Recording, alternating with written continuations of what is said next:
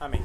Que el Señor bendiga la lectura de su palabra en nuestros corazones, esta lectura del Santo Evangelio según San Lucas. Oremos. Padre Santo, bendecimos tu nombre y te suplicamos que envíes tu Espíritu Santo a nuestros corazones para que tu palabra sea viva y eficaz en nosotros. Por Jesucristo nuestro Señor. Amén. Amén. Amados hermanos, esta mañana, después de estas lecturas de la palabra de Dios, nos acercamos una vez más a esta homilía, a esta meditación acerca de lo que el Señor nos está hablando hoy. La lectura del Evangelio de Lucas nos lleva a considerar esta visita del Señor a la casa de Marta y de María, que era la casa de Lázaro también, a quien él más adelante resucita allí en Betania. Antes de considerar este encuentro del Señor con esta familia a la que él amaba mucho, y esta familia que eran además amigos, ¿no? Eran amigos cercanos y donde el Señor y sus discípulos reposaban y pasaban mucho tiempo juntos. Cuando estaban en Jerusalén, el Señor al parecer se hospedaba continuamente en la casa de estos hermanos, allí en Betania. Bueno, el contexto inmediato anterior de este pasaje es la lectura del Evangelio que hemos tenido el domingo pasado. Es decir, cuando este doctor de la ley se acerca a Cristo con una pregunta y, como hemos visto de allí, se desencadena la llamada parábola del buen samaritano que hemos podido considerar en el sermón anterior. Habíamos llegado allí a algunas conclusiones y como punto central habíamos dicho que el Señor nos mostraba claramente en esa parábola la necesidad y el mandamiento del Señor para todos sus discípulos de ser buenos prójimos para todo aquel que nos necesita. Recordemos que este hombre se acercó con una inquietud espiritual muy importante, pero cuando el Señor lo refiere a los mandamientos, este hombre intentó justificarse porque sabía que no cumplía el mandamiento, o él estaba, digamos, en su corazón, tenía claro que no cumplía el amor al prójimo como uno mismo, y para justificarse intentó preguntar: ¿quién es mi prójimo? ¿A quién debería yo amar? El Señor, a través de la parábola, le lleva a entender que lo importante no es que él clasifique quién es el prójimo para amar, sino que él sea realmente el buen prójimo de todo el que le va a necesitar, de todo el que le necesita. Esta enseñanza de Cristo tan profunda nos hace ver lo que una y otra vez el Señor nos dice: hacer con los demás como quisiéramos que hagan con nosotros, y no hacer con los otros lo que no quisiéramos que hagan con nosotros. Y el Señor dice esto lo dice en el Sermón del Monte: esto es la ley y los profetas, ¿no? Efectivamente, cumplir esa parte de la ley del amor al prójimo se resume de esa forma magistral en estas parábolas. Entonces recordemos que en esa parábola, ¿no?, que nació de esa forma, el Señor le da una enseñanza tan clara, ¿no? Y el Señor le ha hecho a este hombre ir otra vez al corazón de la ley, entender el sentido correcto de la ley, el cual Cristo nos entrega como la ley de Cristo, la ley del nuevo pacto, es decir, amar al Señor tu Dios con todo tu ser, con toda tu mente, cuerpo, alma, fuerzas, con todo lo que tú eres, y en segundo lugar, amar al prójimo como a uno mismo. Como ya nos amamos egoístamente, debemos amar al prójimo. Ese es el corazón verdaderamente, y la ley del Evangelio, la ley que Cristo entrega a la Iglesia, que es encontrar el sentido pleno de lo que el Señor desde el antiguo pacto estuvo enseñando. Pero bien, vamos a ver que la enseñanza que extraemos del pasaje de hoy, es decir, del encuentro del Señor Jesús con Marta y con María, es una enseñanza quiástica. ¿Qué quiero decir? Que el texto de la parábola del buen samaritano está íntimamente relacionada con el encuentro que va a tener con Marta y con María hoy. Y las ideas o los conceptos que el Señor enseñó en el buen samaritano se van a dar de forma opuesta en este encuentro. de tal manera que el Señor nos lleva a una enseñanza y a un equilibrio espiritual muy correcto y muy adecuado. Lo vamos a ver a lo largo de esta enseñanza. Bien, vamos a ir al texto en Lucas 10:38.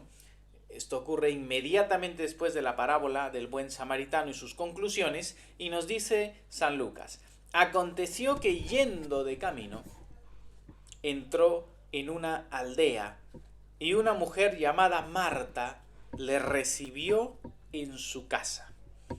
Esta tenía una hermana que se llamaba María, la cual, sentándose a los pies de Jesús, oía su palabra. Bien, San Lucas nos pone en situación. Inmediatamente después del encuentro con este maestro o doctor de la ley, vemos ya al Señor Jesús en movimiento. Ya está con sus discípulos en movimiento. Y de camino, él entra en una aldea, nos dice Lucas. Sabemos que por las referencias de San Juan en su evangelio, esto se trata de Betania, que es, como digo, el lugar donde moraba esta familia, esos tres hermanos que vivían allí juntos. En este texto no menciona a Lázaro, pero menciona a las dos hermanas, que es con quienes se da justamente esta conversación, esta interacción. Bien, vemos aquí que San Lucas nos muestra al primer personaje aquí, que es María. Es a la primera que menciona, y es más, nos dice que era su casa. Esto nos hace ver, con Marta, ¿no? Marta. Esto nos hace ver que Marta era seguramente la hermana mayor, ¿no? Y la principal en esa casa, ¿no? Porque la refiere a ella como la que le recibe en su casa y se le ve claramente como la principal. Lo cual implica que ella es la responsable principal de dar la hospitalidad al visitante. Hemos hecho en las lecturas previas, en la lectura del Génesis, hemos visto cuando Abraham y Sara reciben a estos visitantes, en los cuales vemos una manifestación de Dios mismo y de Cristo preexistente visitando allí a Abraham, pero vemos esa hospitalidad. De inmediato les reciben y les ofrecen todos los cuidados. Y esa hospitalidad, que es algo crucial, y fue algo crucial siempre en todos los pueblos semíticos en el Oriente, y realmente hasta hoy lo es y debe serlo, ¿no? La hospitalidad implica una serie de cuidados, la responsabilidad que asume el dueño de casa en proporcionar unos cuidados a la persona que llega a casa, ¿verdad? Esto incluye una serie de actitudes y de acciones como proveerle higiene, comida, bebida, abrigo, protección. Y esto ha sido así, sigue siendo así y debe ser así. La hospitalidad es además una de las responsabilidades cristianas. Los cristianos nunca debemos olvidar los mandamientos del Nuevo Testamento y del Antiguo acerca de nuestra hospitalidad. Es un mandamiento incluso para los pastores de la iglesia, el que sean hospitalarios, ¿no? Entonces, esto es algo muy importante en la vida cristiana. Bueno, este pasaje nos muestra a Marta como aquella que era la responsable de llevar esa hospitalidad a los visitantes. Podemos pensar que en esta visita no está Jesús solo, aunque Lucas solamente habla de Jesús, obviamente por el diálogo que se va a generar allí, pero sus discípulos venían con él y probablemente muchos discípulos u otras personas estarían cerca y también requerirían en cierta medida de la hospitalidad de Marta, pero también de su hermana María. Bueno, así se nos describe a Marta, ¿verdad? Como aquella que está con esa responsabilidad y además como aquella que está llevando esa responsabilidad centrándose en todo el trabajo y el servicio que tiene que hacer. Y por otro lado vemos a María.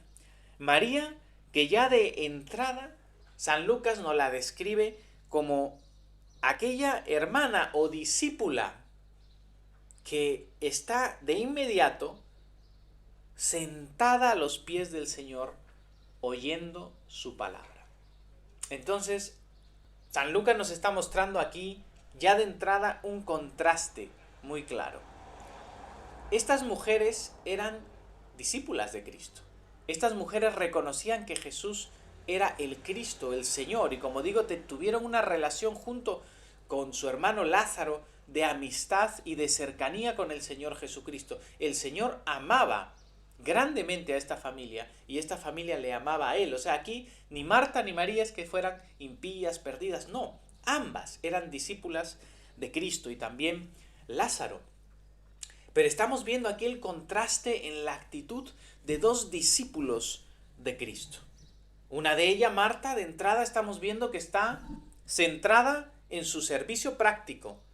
Y estamos viendo a María que está a los pies de Jesús, más centrada en este momento en la contemplación de Cristo, en estar a sus pies, en recibir, en oír, en ser alimentada de Él. Estos son los dos contrastes que estamos viendo en este punto.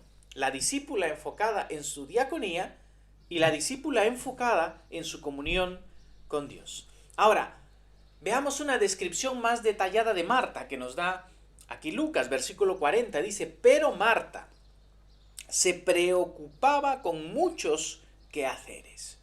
Se preocupaba con muchos quehaceres y acercándose dijo, Señor, ¿no te da cuidado que mi hermana me deje servir sola? Dile pues que me ayude. Fijaos la actitud, el comportamiento de Marta.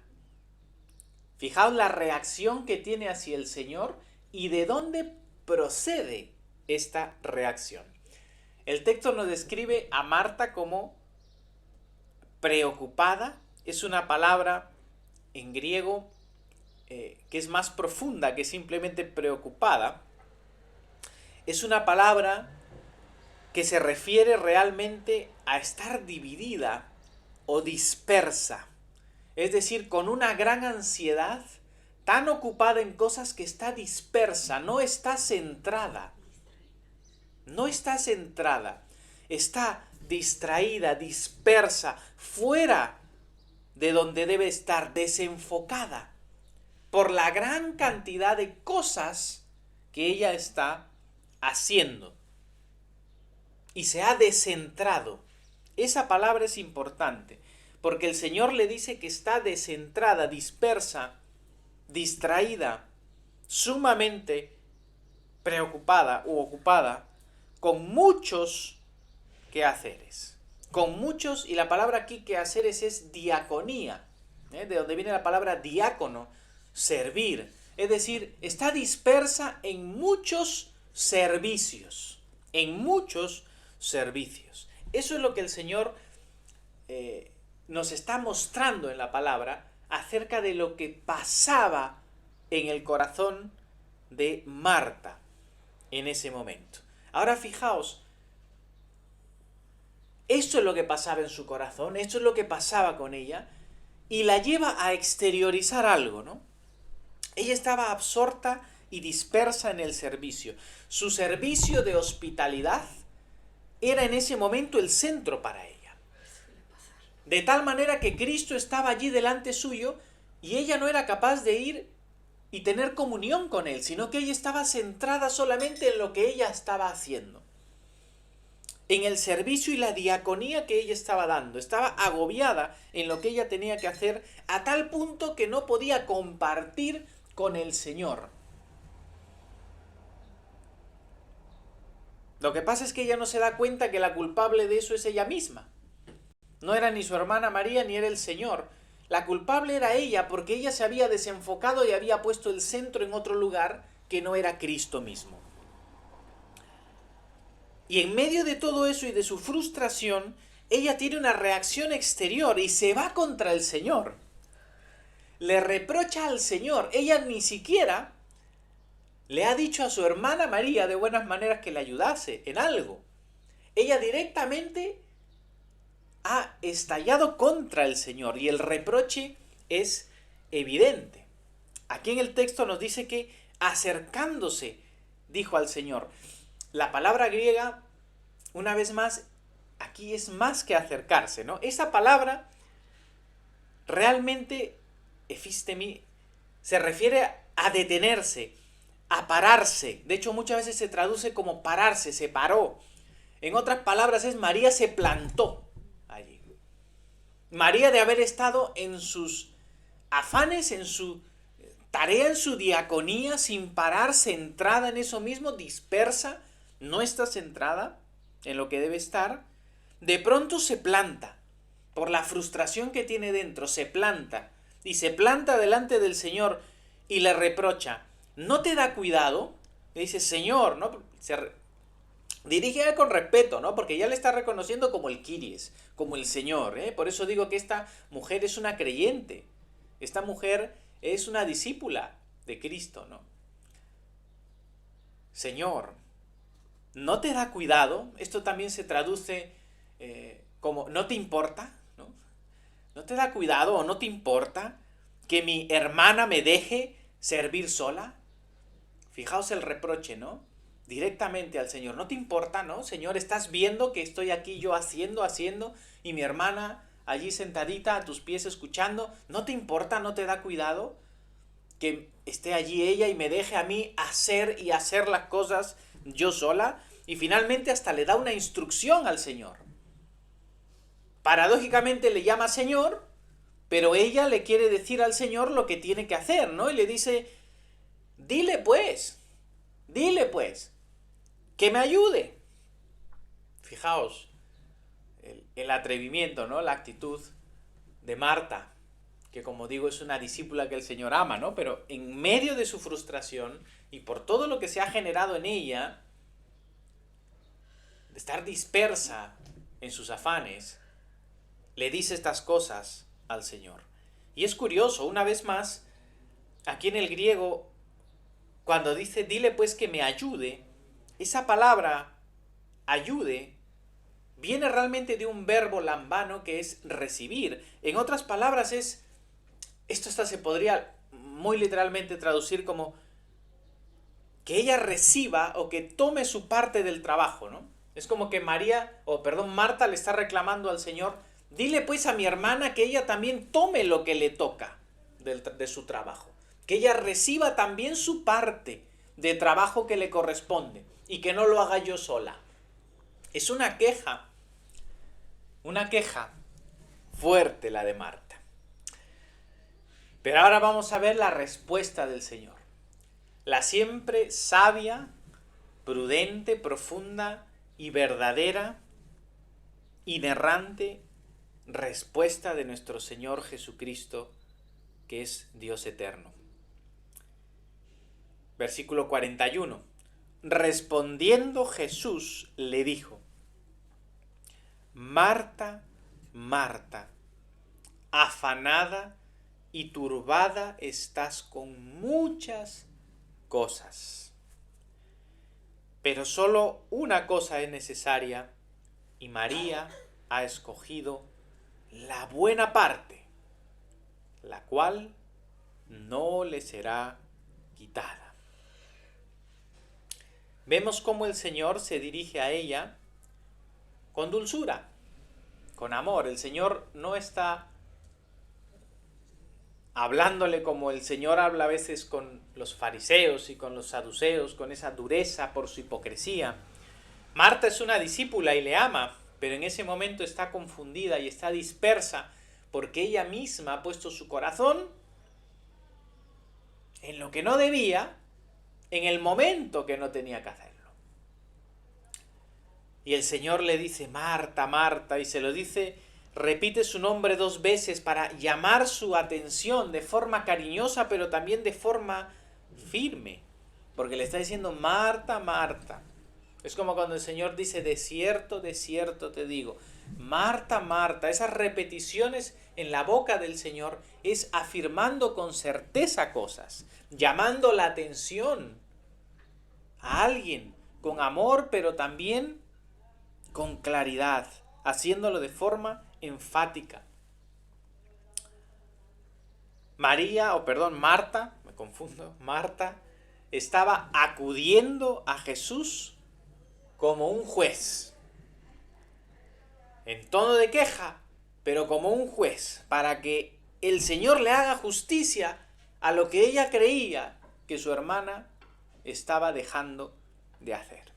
Pero ahora el Señor le va a ayudar con su respuesta, le va a ayudar a poner en orden su forma de ver las cosas. El Señor le va a ayudar a Marta a ver el orden correcto de las prioridades en su vida, en su servicio, en su devoción, en su piedad. Y que el Señor nos ayude también a nosotros a tener esta prioridad clara en nuestra vida. Marta, Marta, afanada y turbada, estás con muchas cosas. Fijaos, hay otra traducción que la prefiero en este pasaje y dice: Marta, Marta, afanada y turbada, estás con muchas cosas, pero pocas son necesarias, o más bien una sola. María ha escogido la mejor parte, la que no le será arrebatada. Esta traducción me parece a mí más precisa. El Señor no está reprendiendo a María por su diaconía. Eso es lo primero que tenemos que tener claro aquí todos. El Señor no ha iniciado esta conversación. El Señor no le está reprendiendo a Marta porque le está sirviendo. El Señor está en casa. Ella está cumpliendo su deber diaconal de hospitalidad. Y la otra hermana está a sus pies oyéndole. El Señor no le ha reprochado nada ni a ella, ni a Marta, ni a María. Es Marta la que viene con ese corazón lleno de queja y de frustración a decir cosas que no convienen. Y el Señor le está reprendiendo por causa de lo que ha salido de su boca. No le está reprendiendo por causa de su diaconía.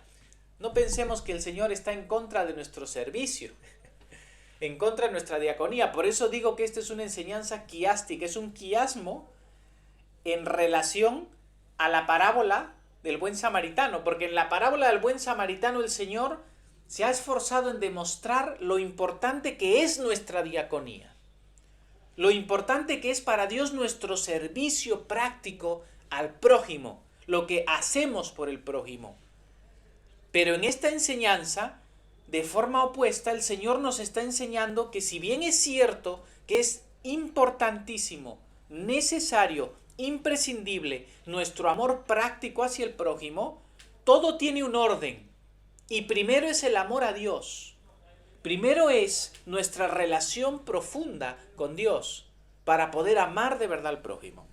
Y eso es lo que el Señor nos va a enseñar aquí a nosotros, como se lo enseñó a Marta y también a María. El Señor no está reprendiendo a Marta por su diaconía, sino ante el reproche de Marta, porque ella está afanada y turbada con muchas cosas. Marta estaba embebida, dispersa en su servicio práctico. Ella había hecho su servicio, su diaconía, lo había vuelto el centro de su atención, y no el Señor y su palabra. Ella había puesto su corazón y todo su ser en su diaconía, pero no en el Señor, no en estar a sus pies y oír su palabra. Y el Señor la está centrando. Pocas cosas son necesarias, o más bien una sola. Y María ha escogido la mejor parte, la que nunca le será arrebatada, que es estar a mis pies y recibir de mí. Marta quería que María reciba su parte del trabajo, que asuma su parte del trabajo. Pero Jesús le está diciendo, no, María ya ha escogido su mejor parte, la mejor parte, que en ese momento era estar a los pies de Cristo para oírle, recibirle y tener comunión con él. Es decir, ¿qué es lo que escogió María? ¿Qué es lo que hizo María mejor que Marta en esta ocasión? María supo priorizar las cosas de mejor forma que Marta. Como digo, la diaconía de Marta no estaba mal, pero ese no era el momento de embeberse, de centrarse en la diaconía y dispersarse en el corazón para no oír y tener comunión con el Señor. María había entendido que en ese momento lo importante, lo urgente, lo central era estar a los pies de Cristo para oírle. Y ella escogió la mejor parte, esa parte que no le sería quitada. Entonces, Cristo no le dice a Marta que su servicio sea innecesario, como hemos dicho, pero sí le enseña que todo tiene un orden, todo tiene una prioridad. Y esto, por supuesto, como he dicho antes, nos lleva a la parábola otra vez del buen samaritano. Recordemos cuál es la respuesta que el doctor de la ley le da a Jesús cuando le pregunta acerca de la salvación. Le dice, pues, los mandamientos conoces. Amarás a Dios con todo tu corazón, alma, mente, fuerzas, con todo lo que tú eres. Ese es el primero y más grande mandamiento. Y nosotros en la liturgia lo recordamos, cada liturgia de la Santa Comunión recordamos esto, cada domingo. Ese es el primero y grande mandamiento. Primero y grande. Y el segundo es semejante, pero es segundo. Es segundo. Segundo significa que el primero está encima y el segundo está debajo. Hay un orden. El primero es Dios y el segundo es amar al prójimo como a nosotros mismos. Lo que el Señor está haciendo aquí es mostrarnos el orden que tienen las cosas. El orden, la prioridad que debe tener en nuestras vidas nuestra diaconía, nuestro servicio al prójimo y nuestro amor y comunión con el Señor. No podemos dar lo que no tenemos. Si nosotros no tenemos en primer lugar una verdadera relación de amor, de fe, de obediencia con Dios, si no tenemos verdadera comunión con Cristo y estamos a sus pies recibiendo de Él, no tendremos verdadero amor para dar y servir al prójimo con nuestra diaconía. El Señor está ordenando las prioridades de Marta y de la iglesia.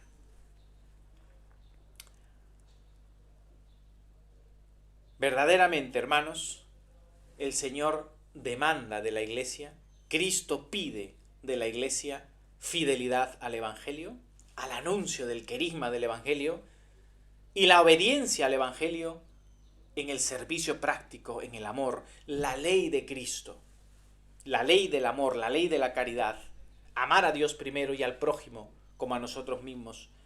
Pero no podemos perder de vista que esto tiene ese orden y esas prioridades que nosotros debemos vivir y guardar para no dispersarnos como se dispersó Marta.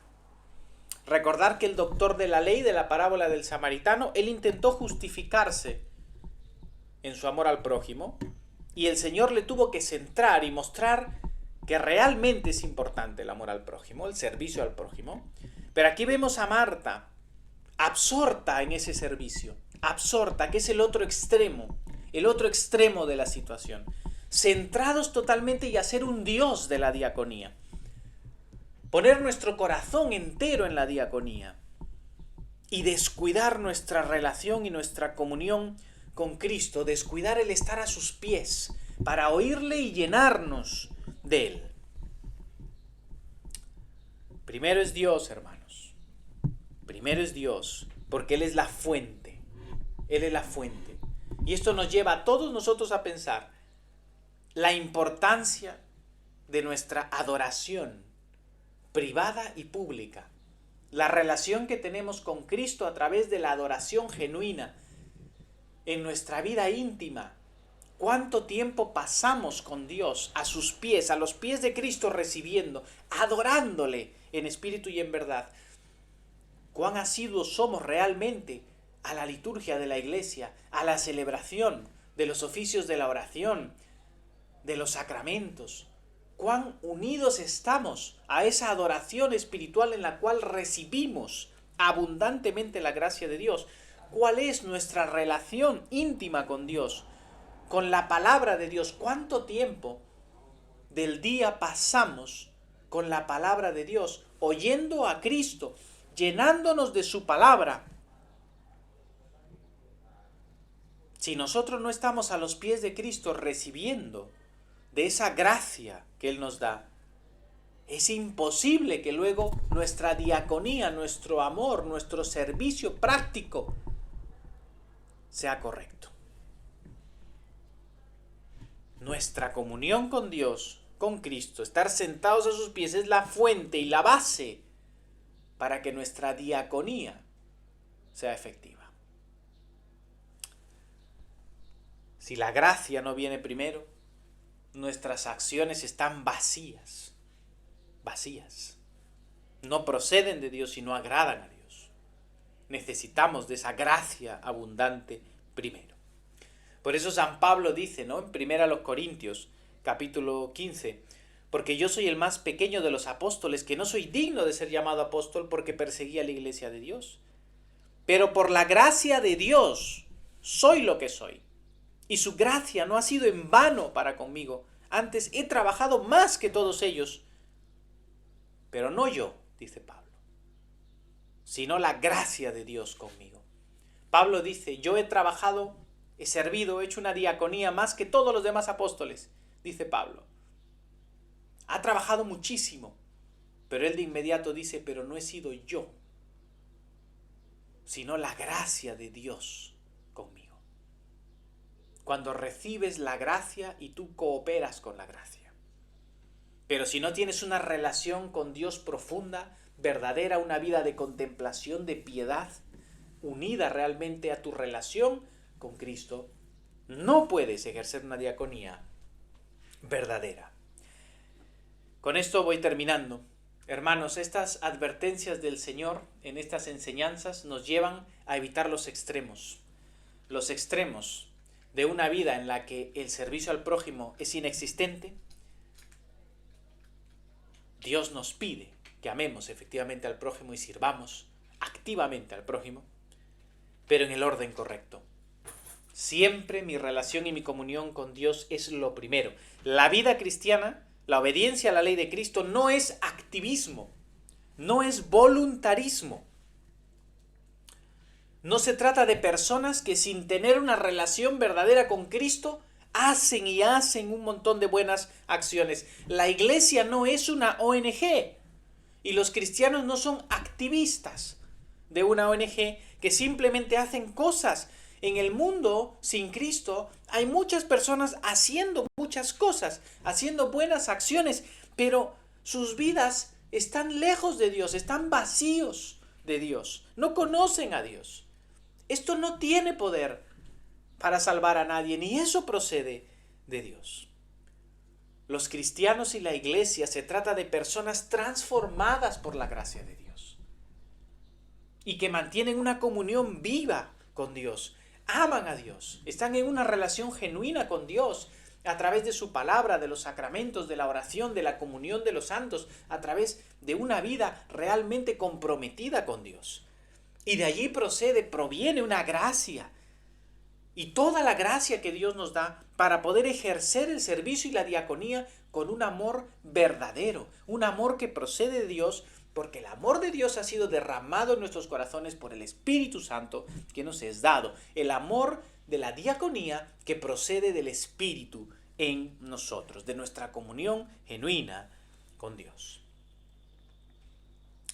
Así que, hermanos, que esta palabra nos sirva a todos, como le sirvió a Marta seguramente en aquel entonces, para que pongamos en orden nuestras prioridades, fortalezcamos nuestra comunión con Dios, estar a los pies de Cristo y recibir de Él abundante gracia para vivir vidas llenas de buenas obras, llenas de